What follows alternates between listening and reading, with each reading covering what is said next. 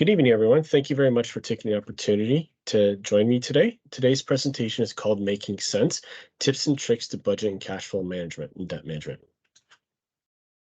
Tonight's agenda, we're going to talk about the elephant in the room, and we're just going to find out how you're feeling. We're going to talk about smarter goals. We're going to talk about cash flow planning versus budget. We're going to talk about tips and tricks. We're going to talk about key indicators like your total debt and service ratio. We're going to talk about the net worth statement. We're also then going to talk about debt management and the effect of compound interest and how it affects debt, and the debt avalanche, debt snowball strategy, and the emergency fund.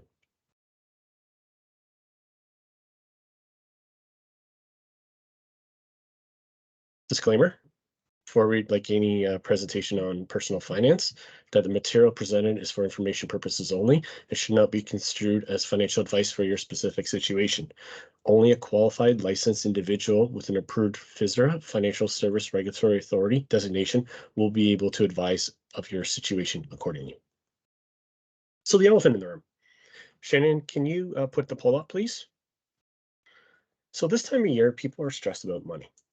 Particularly many people are stressed about an incoming recession, rising interest rates, the cost of living, cost of food, inflation. It's all causing anxiety. A recent poll was conducted by Ipsos Reid in December of 2023. So take a moment and just vote on the poll that Shannon put up. What do you think the top stress and anxiety is amongst people when it comes to money?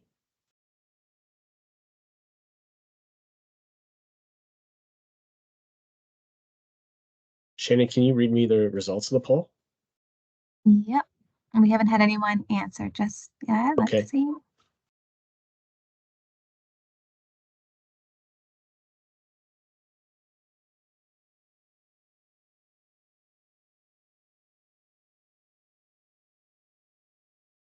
Hopefully folks can see the poll. Are they able to see it? Yep, looks like the answers are coming through. Okay, what's our top one? So far we have 50% say 69% and another 50% at 66. So we're debating between 69 and 66. Whoever chose the 69, you're right. 69% of people said they cannot absorb unexpected costs if it was over $1,000. 66% of people said they would delay future plans like life projects such as buying a home. 65% of people get anxiety just open up a credit card statement. 55% of people are anxious about being able to pay their full credit card bill on time. 53% are worried about not afford to pay gas. And 53% are worried not having enough food for their family. So when you hear these poll numbers, what is the first thing that comes to your mind? Place in the chat, please, your first thing that comes to your mind when you hear these numbers. And Shannon, if you could read if there's any comments, that'd be great. Yep.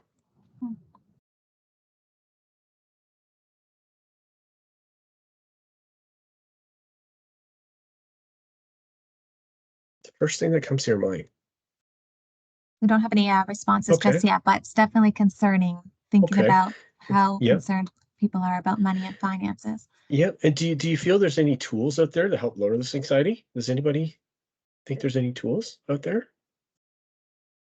Give it a few seconds. Tools and strategies do exist to help. That's the whole purpose of tonight's presentation. These tools include the smarter goal setting, which we're going to talk about next. It includes cash flow management. It includes debt management plan.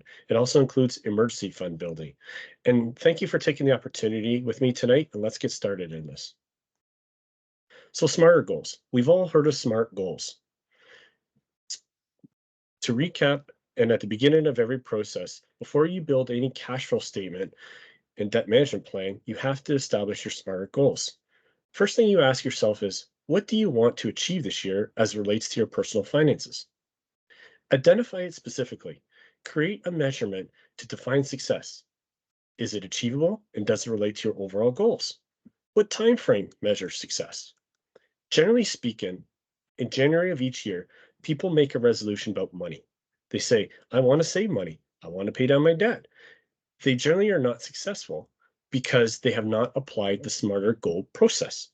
If you don't have a process on achieving a goal, success is limited.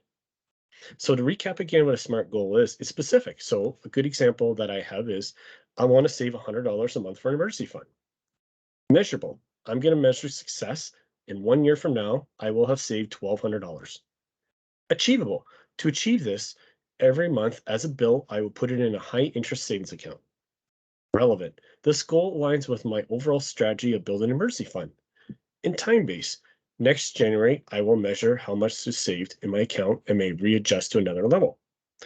Does anybody want to try to guess what the ER in the SMARTer goal is in the chat? Let me know if you get a response, Shannon. So we're guessing what the ER stands for. Yeah, in the chat. That's correct.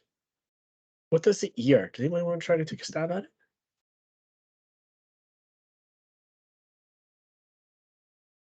Any guesses? No guesses. Yeah. Okay. ER is the emotion. You probably heard the saying, I need or you need $1 million in retirement. But what does that really mean? Why does it matter? What are you going to do with $1 million? It's not about the money. It's the feeling it can buy. Emotion is powerful. It's what drives you in your decisions. Reminder is, why are you doing it? Why is this goal important to you? A reminder of building an emergency fund could be you ran into an unexpected expense in the past and you put it on a credit card and you saw how much more you paid in interest and you set the goal you would never let that happen again. Emotion is very also personal and it drives people to make decisions positively or negatively. Why would an emergency account of $1,200 in the smarter goal be important to someone? The answer, the emotion behind it could be to give a sense of security, knowing cash is in the bank and I don't have to go to credit and pay interest. So now we've identified our SMART goals. We're now going to move into cash flow planning versus budget. A budget is a prediction of the funds allocated. Since people become fixated on a number, the downside to budgeting is when people review, it's not only difficult to assign that number, but to know if it's enough. The result, people take the easier route and give up. Cash flow planning is tracking and predicting actual money spent to make sure you have enough week to week. Cash flow planning allows you to see the numbers in front of you with actual real time data. And it allows you to drill down how much money you have in areas and to look at sections you can improve on. When people think about making and creating a budget, this is the first thing that comes to mind is budget. Budget is a set amount like we talked about, it's fixated, and cash flow is fluid. Personally, I like the word cash flow. I like the word cash flow better than budget because of that, what I just mentioned momentarily. I don't believe in creating a budget. I believe in creating a cash flow statement because of that fluid, because things change. Your income levels change, your expenses change. You have to have that flexibility. Ken, It's more, just before we move on, we just have a comment from Shania just asking if there's ever a time where the emotional aspect could hinder the goal or the overall financial health of an individual. yes, I'm actually going to talk about this cognitive bias later on. That's a great question, Shania. Emotion is a big thing. It's actually on the next slide. Perfect. And I do just want to acknowledge that some people are having difficulty with the chat, and it could be if you're using the browser version. I won't be able to fix that for you in the moment, but we will make sure that we relay everything in the chat for those who can't see it. Yep. It's a emotion can be a very powerful thing.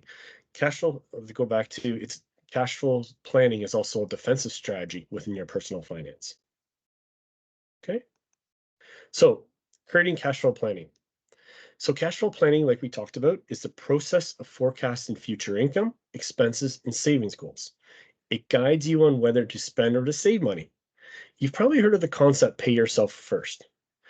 Out there are two types of people that exist when it comes to money. You're either a big spender or a big saver. Let's talk about the differences between the two. A big spender focus their decisions on how to spend most of their money. Big savers set savings goals and spend after savings have been allocated. Cash flow planning finds that balance between the two in achieving your overall goals. Once you've recognized whether you're a big spender or a big saver, you have to identify that you have a cognitive bias, which may exist on some of your items. This goes back to the question about earlier about the emotion, how the emotion takes over. When you have a cognitive bias of being a big spender, a big saver, you're letting your emotions take over. As a result, because of this cognitive bias, you frame your past cash flow statements around this bias. So going back to my example, if you are a big spender, you're going to place in your cash flow statement columns so you can spend money because that is your cognitive bias. So we have to recognize that this bias exists, and we have to say, wait a second, this bias is taking over and it's going to impede with my goals, my smarter goals. So we got to be careful when it comes to that. So an example of another bias would be sometimes you have to make money or spend money to make money. Well, by recognizing you can really focus on that smarter goal. Any questions about this before we move on? I believe it was Shania. Shania, did I answer your question? Yeah, her question was, is there ever a time where the emotional aspect could hinder the goal or the overall financial health of an individual? Yeah, and that's where this cognitive bias of being a big spender, a big saver, where it could hinder it. Okay. So after we've identified the smarter goals and we've recognized the bias of if we're a big spender, a big saver in the emotion, we then evaluate our financial position by assessing our income, our expenses, our assets, or what you own, and your liabilities, such as debt, what you owe. A cash flow statement measures your income and expenses, allowing you to see where your money goes. A net worth statement, which we're going to talk about tonight, is the value of what you own and what you owe. We are going to talk about each of these and highlight a sample. So the first one in the cash flow statement is income. Income is the revenue that comes in. It could be in the form of a salary, a commission after tax, income supplement from the government, such as CPP and OAS. It also includes revenue from investments such as interest income, bond income, and dividend income. When you do your income on your cash flow statement, you always do it after tax. The expenses are broken down into two components, a fixed expense and a variable expense. Fixed expenses are beyond your control and continue each month. Example includes your mortgage, your car payment, or taxes. A variable expenses are the ones that are within your control. It includes entertainment, lifestyle, hydro, heat. You have control over these expenses. When your income exceeds your expenses, you have a surplus. Vice versa is a deficit. Okay. So in this situation, we have a cash flow statement. We have four columns. So in this situation, we have income, we have salary, we have our total income. So income is always first. We have our fixed expenses, rent, insurance, and our variable expenses like credit card, hydro, and our total expenses. As you can see, income is always at the top. Expenses are listed from fixed to variable, and we're going from highest to lowest. The net is the difference between the income and the expenses. In our cash flow statement, we have our projected column. Our projected column is what we expect to spend this month. Our next column is our actual column. At the end of the month or at the end of the week, we're going to actually place in this column what we actually did spend. In our variable expenses, we would get it in the form of a receipt. So if you go to, I'm going to use an example, Tim Hortons, you would ask the clerk for a receipt because you need some evidence to be able to put it in your actual column. The third column is our difference. This would be able to tell us if we have a positive cash flow or a negative cash flow. This can just be done in a simple Excel spreadsheet. Any questions about the cash flow statement so far? Not Any yet. questions? No, not yet? Okay, awesome.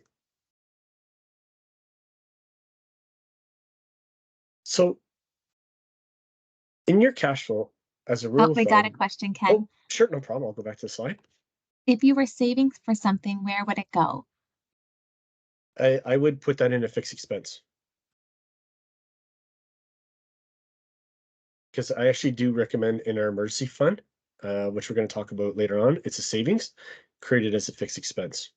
Okay, thank you. Yeah, good question. Whoever asked that. So in your cash flow, as a rule of thumb, your needs should be a maximum of 50%. So you break down your cash flow statement even more, that you have your needs, Your needs includes your housing, utilities, groceries. These needs should not be more than 50% in your cash flow statement. Your savings and debt should be a maximum of 35% of your income. And the remaining 50% is your wants. Your wants include your vacation, entertainment, and music. Where people run into challenges is two areas. Their needs is above 50% of their income, and their wants is above 15%. Some items on the cash flow statement are non-negotiable. We recognize that, meaning everyone is different. Non-negotiable items are the ones that are important to you. For some people, it could be kids' swimming lessons. They say, I know it's a variable expense, but my kids have to do swimming. So that's fine. We'll put that in the cash flow statement. We'll put it in. We'll input it in as a variable after the fixed expenses because it's non-negotiable. It's important to you. We then go back to our smarter goals. We ask ourselves about our fixed expenses and contributing to them. Is it reaching towards our smarter goals that we set? Or our variable expenses, can they be reduced? By referring to your smarter goals, you really get to see if it really is worthwhile. Where people run the challenges on the variable side is they do impulse purchases. So impulse purchases are variable and they're unplanned. And these purchases include Amazon, and then they're known to do that. Small trinkets, such as you saw online, you like this tumbler and you just decided to buy it. Or impulse purchases are what drives up credit card debt.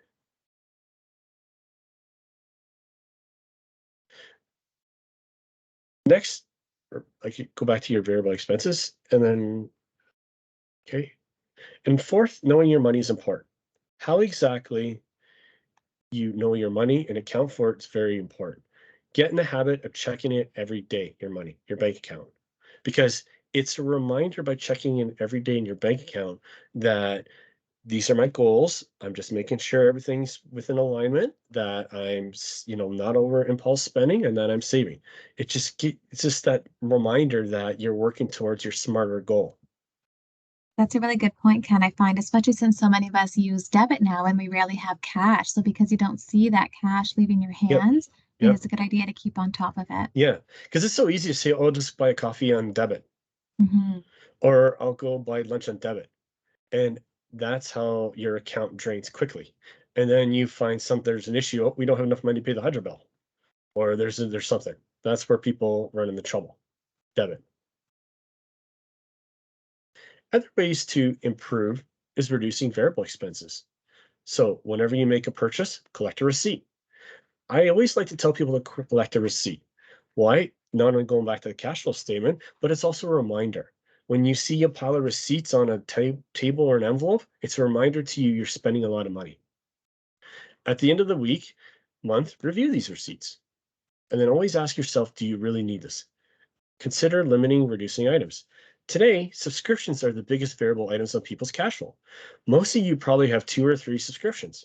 And take a step back and ask yourself, do you need those subscriptions? Are they working towards your smarter goal? And if it doesn't meet your goal, you may want to make a decision. Other ways to improve your cash flow may include considering a side hustle. Many people have amazing talents. I've seen so many people start up amazing businesses. Track all your variable expenses and ask yourself, the side hustle. Let's go back to side hustle and looking for additional help and hands. So consider a side hustle. Many people have amazing talents and some businesses are looking for additional help and hands. 7 is consider renegotiating fixed expenses such as cable, mortgage, interest rates. On a personal level, for Rogers, comes up for renewal. I'm with Rogers. I always say send them right to the escalation department. Why? Because when you go to the escalation department, you're negotiating now. When you first call Rogers and you say you want to renew your service, they put you on someone who just says, "Oh yeah, here's our best thing we can offer." That's usually not their best thing. You go to the escalation department, they can make you a better deal. And then you focus on debt plan and focus on a debt plan and set plan to eliminate that debt. We will talk about some tips and tricks later in this presentation. Do we have any questions about improving your cash flow, Shannon? Not yet? No. Okay.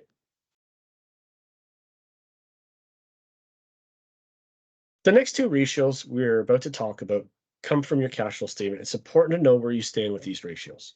These ratios are used if you apply for credit, an extension of credit, such as a mortgage.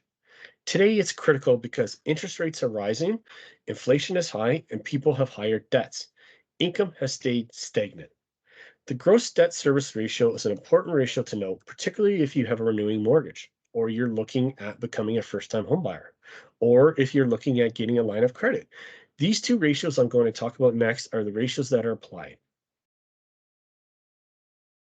These ratios will tell the lender if you're at risk of too high risk or not, or being declined from your uh, financing. So the gross debt service ratio, hopefully everybody brought a calculator. Just joking. I actually did. The gross debt service ratio is the amount of monthly household which covers your monthly housing costs. So to calculate the ratio, so if you rent, it's your rent plus half your condo fees if you live in a condo, plus your heating expenses divided by your gross income. If you own a home, it's your mortgage payments plus your property taxes, plus half your condo fees, plus your heating expenses divided by your gross income. An acceptable amount when applying for credit is the gross debt service ratio should not be 32% or higher. Anything between 32 to 35% is considered high risk. Anything above that could be declined. So let's look at a case example. Alexandra and Maxwell apply for a $30,000 line of credit for an emergency fund. They decided that they needed an emergency fund and they don't have the cash in the bank, so they decided to apply for a line of credit. They currently have a mortgage payment of $2,500 a month. They pay property taxes of $6,000 a year, and on average, the house costs $100 a month to heat. Alexandra and Maxwell are salaried employees, and they make $70,000 and $50,000 before taxes, respectively. So to calculate the ratio, we follow the formula and we came to 31%. So as you can see, Alexander and Maxwell, they are on the borderline. Right now, because they're on the borderline below 32%, this ratio is favorable. Now for the credit application, the next ratio would be used to determine if they are approved or declined the credit because they're on the borderline. Uh, because they should note that they are close to this threshold, any future rising costs could throw this ratio off. What are some future rising costs? Well, mortgage renewal, property taxes. Because they're on the borderline, this could affect their ratio. And it could have put them on a threshold of being declined or being told that they have to pay higher rates. The next ratio that's used is the total debt service ratio. The total debt service ratio is the percentage of monthly household income which covers housing costs and any other debts. To calculate this ratio, it's your shelter costs from your GDSR, the prior ratio we calculated, plus your debt payments divided by your gross income. Within debt payments, the following is applied.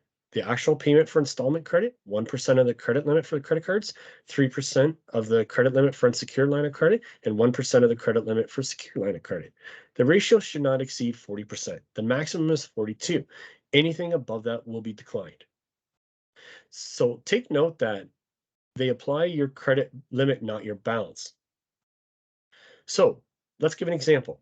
If you have a high limit, they apply that. So let's give two people, person A and person B.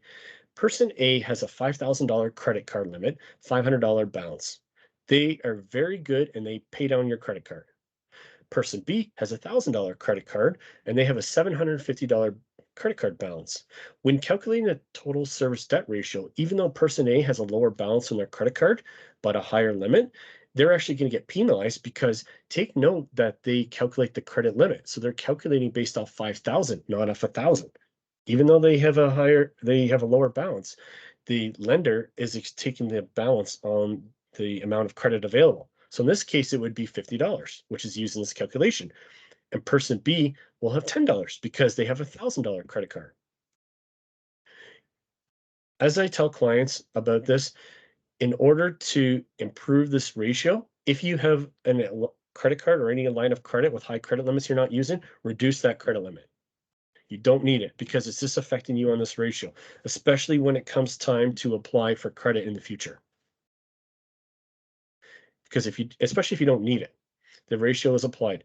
This is probably the most important takeaway here is the large credit card or your credit cards or line of credit. If you're not using it, lose it or reduce it. Any questions about the total debt service ratio so far, Shana? Nope, nothing coming in so far. And just to Okay, let everyone know who might not have access to the chat, that we will send an email out after Ken's presentation with his slides. So you'll yeah, have access to review all this information again. awesome, thanks. So let's go back to our example of Alexander Maxwell, our case that we applied earlier. Using the same information, we've now calculated their total debt service ratio. As you can see, it's 44.5. Remember, we said the maximum is 40%. So even though Alexander and Maxwell have a salary job, they make good money, they pay off their credit cards monthly, with a ratio of 44.5, their application will be declined because they're above that threshold. And as I mentioned earlier, the quickest strategy to improve this ratio for Alexander and Maxwell would be to lower the credit limit because it will lower the ratio, which will help improve this number, the 44.5. By them reducing it, it gives them an opportunity to get approved. With high inflation, people have been going to credit cards and increasing their credit limit. This is not good, especially if you have a mortgage that's coming up for renewal, because this ratio is applied. And now, because of that, you're running the risk this higher limit, you're running the risk of having a high total debt service ratio, which could put your application either being declined or you would have to renew your mortgage with a B lender. A B lender is someone who runs private mortgages or extended amortization.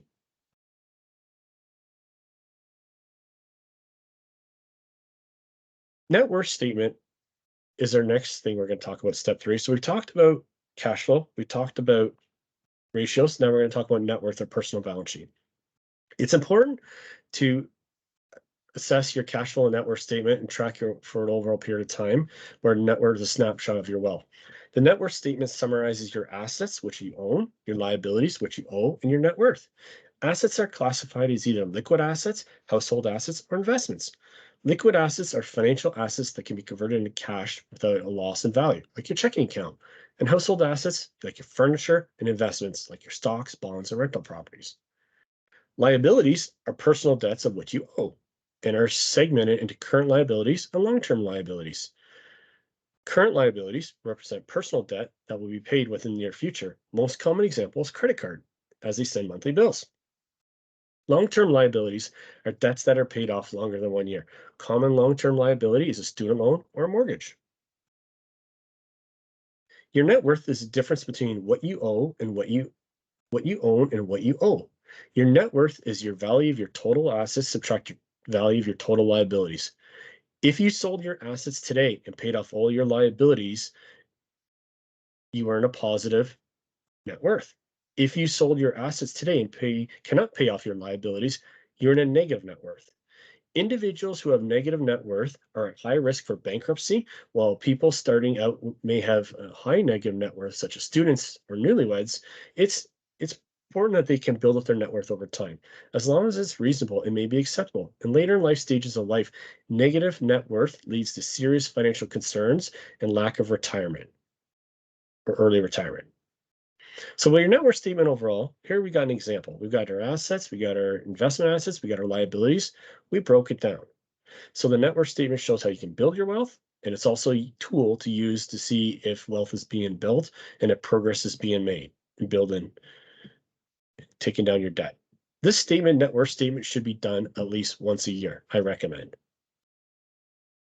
Going back to the ratios, uh, these two ratios from the net worth statement are very important.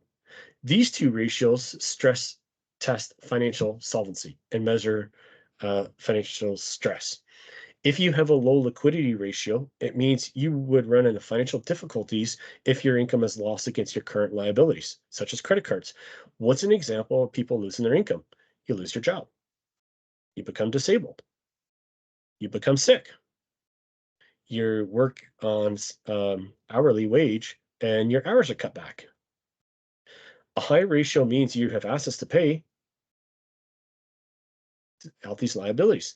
The reverse for the debt to asset ratio is the difference. Here you want a low number. So a high ratio means your debt outpaces your assets, which could lead to insolvency or bankruptcy. So like I mentioned before, the liquidity ratio is your ability to assess funds to cover short-term cash deficiencies. It's measured as liquid assets divided by current liabilities. High ratio is good, means you have high degree of liquidity. It means for every dollar in liabilities, you have an assets to pay it off.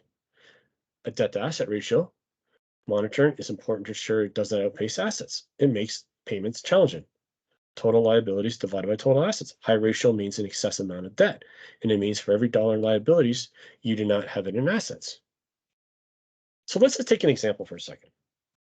So based off their net worth statement, we're going to analyze it together. So they have a liquid assets of $1,000 and they have liabilities of $2,000. So they have 50 cents.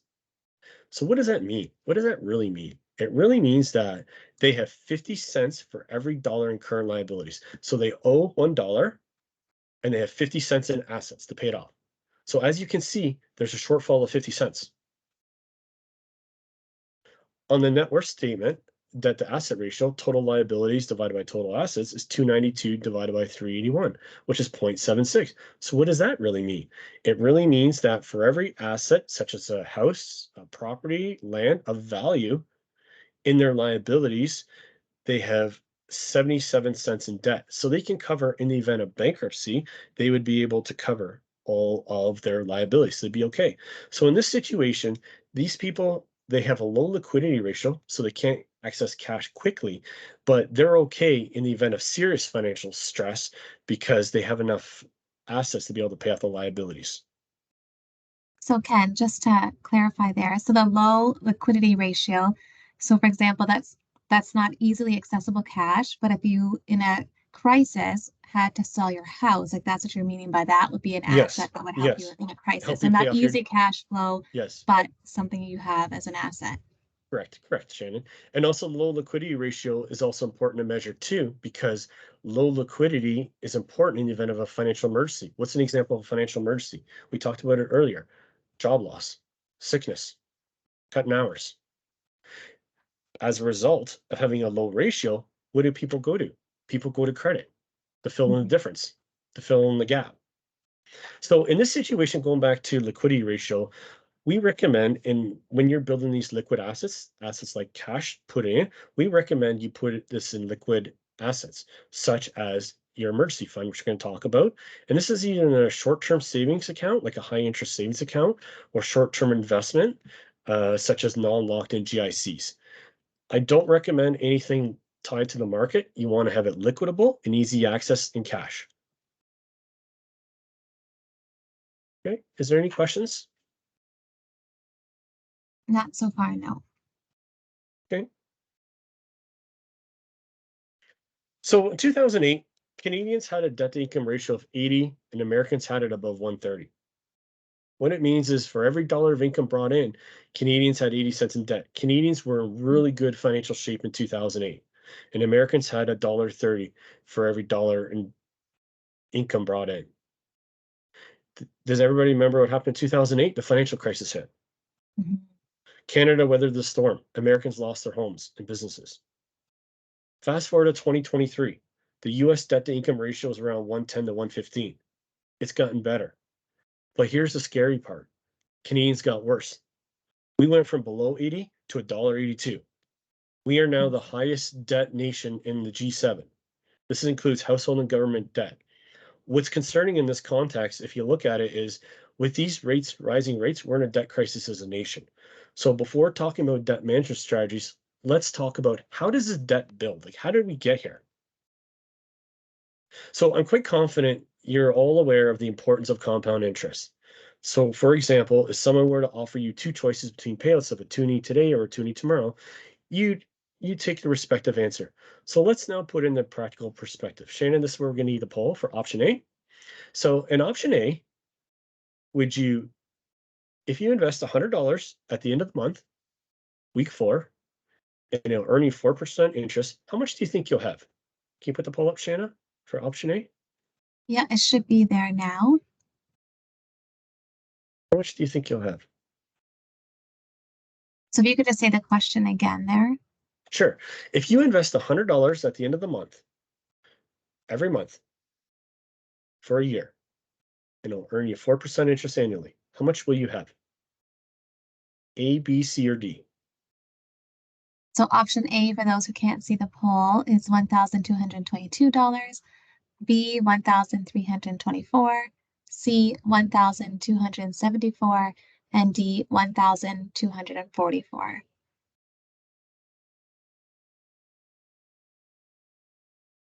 We'll just give everyone a minute for Yep. those who are able to access the poll.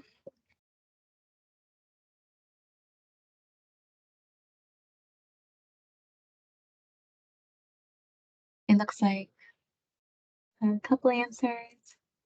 Yep. I was curious. What are the answers? What's the So most far, popular? we're tied between option A and option B.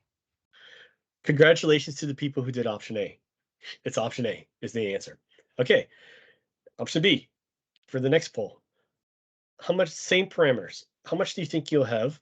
Instead of investing $100 at the end of the month, you invest $50 at the end of week 2 and $50 at the end of week 4. So same amount of money, we are just investing it in different periods. Same parameters for a year, and it earns 4% interest annually. Let's put the poll back up, Shannon. Yep, it's there now. So this is investing $50 at the end of week 2 and $50 at the end of week 4. Yep. So So $100 a option, month. so A is 1,222, B 1,324, C 1,274, and D 1,244. Yep. What are some of the answers? Okay, we have one response so far at B, 1,324. Give it another 30 seconds.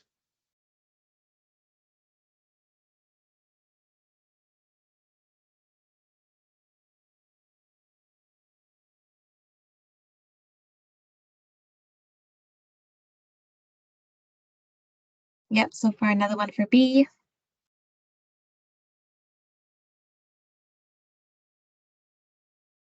Okay. Congratulations to the B people. You guys nailed it. It is 1,324.83. This is the power of compound interest, the eighth wonder of the world. You've heard of the seven wonders of the world? Compound interest is the eighth wonder of the world. And in month 1, interest was calculated based off $100, as we know. In month 1, there would be no depositable interest because it was deposited at the end of the month, not the beginning. In month 1 for option 2, interest was calculated on the second week at deposit, which was $50. So that grew to $51.45 before the next deposit was done. So at the end of month 1, they had 101.45. So as you can see, the power of compound interest can really work for you when it comes to savings. And how you divide those interval. At the end of the day, even though we are still investing $100, we're just dividing it up and we're letting the power of compound interest work. Compound interest works for you when you're saving. It does the great wonders of the world, but it can also work against you when you have debt. If you have a credit card with a balance of 2,500, the interest rate on the card is 19.99%. You pay the minimum payment, which is $10 or 3%. Assuming you don't make any purchases, how long will it take you to pay off this credit card and the amount of interest you'll pay? Anybody want to try to guess in the chat?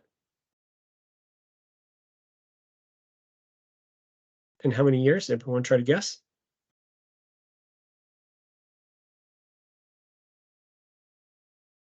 No responses yet. No responses? I'll give a few seconds. For those on the line, this is going to shock you. It's going to take you 16 years and 8 months to pay it off, and you're going to pay $2,862.43 in interest. So by borrowing 2,500, you're going to pay $5,362.43 back. Wow. This is an example of compound interest, how it works against you. And this is the time bomb that we talked about earlier about debt that can really add up quickly. Think of it just like a fire. You start a fire, you try to keep it contained. But if you put a little more wood on, too much wood on, or you dump gasoline, what happens in a fire? It gets out of control. And then when it gets out of control, it's like dumping gasoline. So in this case, interest in compounding is gasoline on the fire. And it can grow and it can burn quite quickly where it just becomes raging. You can't stop it. And this is how people run into challenges when it comes to debt, is because this compound interest is working against them. Are there any questions about compound interest and how it can affect you on your debt? Not yet. I think we're all just still taking it in. It's a lot. To think you just borrow 2,500, you're going to pay over 5 grand back. Mm-hmm.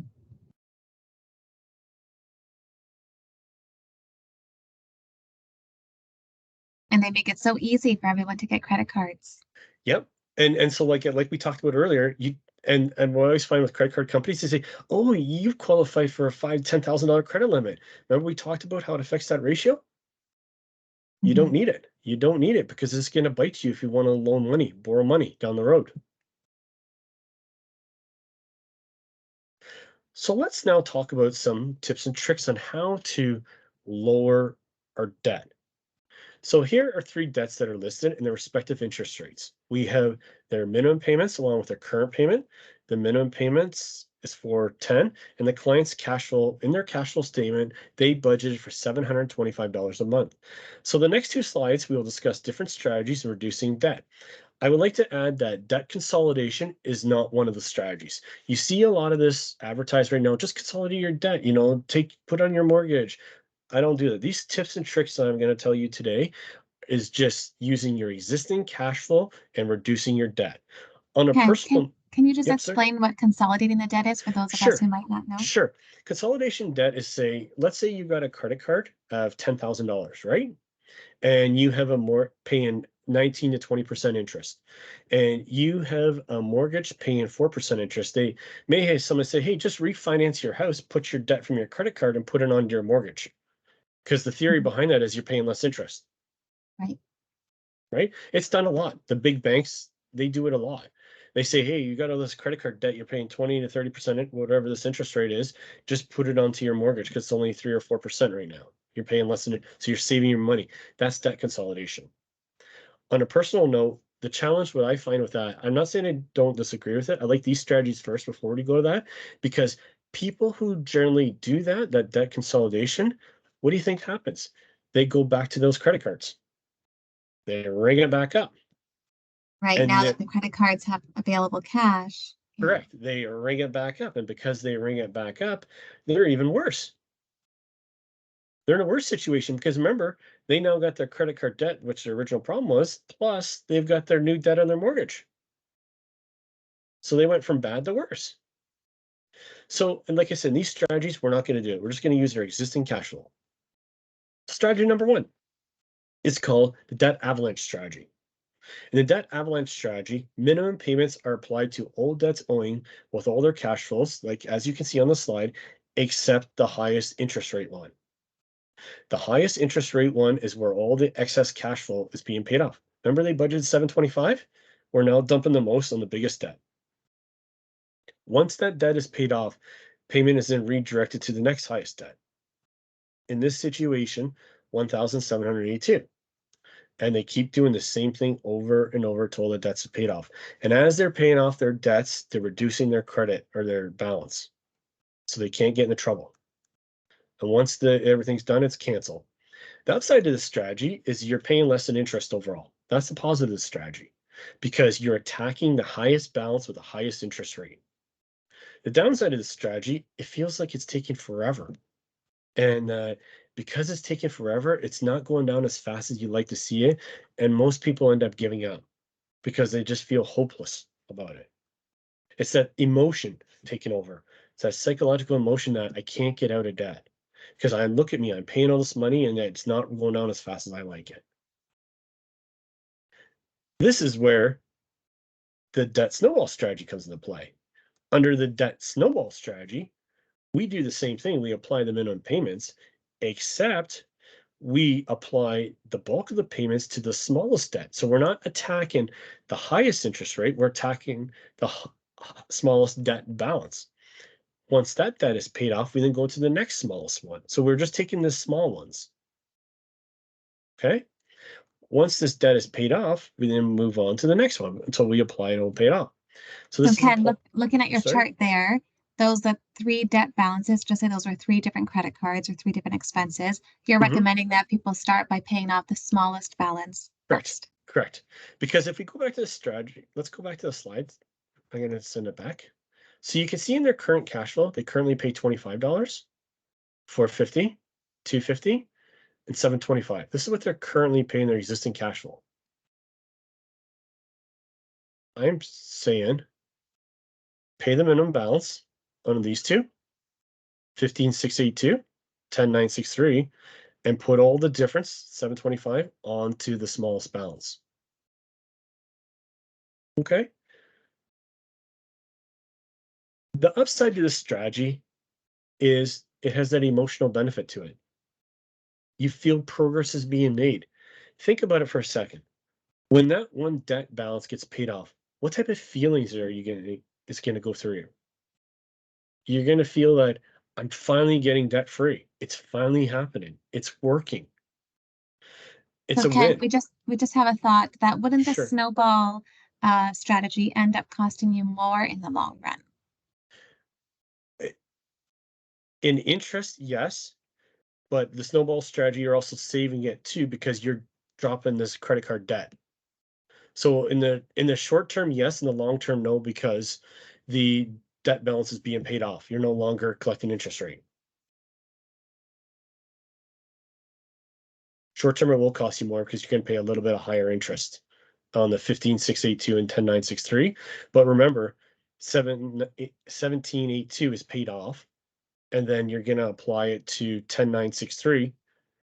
And then when that's paid off, you're going to move to 15,682. So you mean you can increase your payments on those larger amounts because you've Yes. gotten rid of the smaller Yes. amount? Yeah. So in our next situation, so after we paid off 1782, we're going to take this 325 and we're going to add it to the 150. So we're now paying 325 plus 150. We are Right. now paying 475. So we're paying greater now than our minimum payment.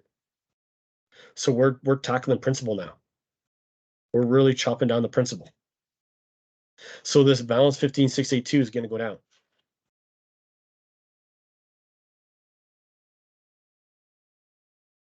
That's good question who asked that because that's a downside risk is you're paying more interest in the short term predominantly because you're not working on the larger balance. Any other great questions on Not yet. avalanche or snowball? So our last topic of the night, I see it's 7:50, so we're making good progress, Shannon. Our last topic of the night is the emergency fund. So with cash flow planning and debt management, we talked about having that line item and the fixed expenses of going to an emergency fund.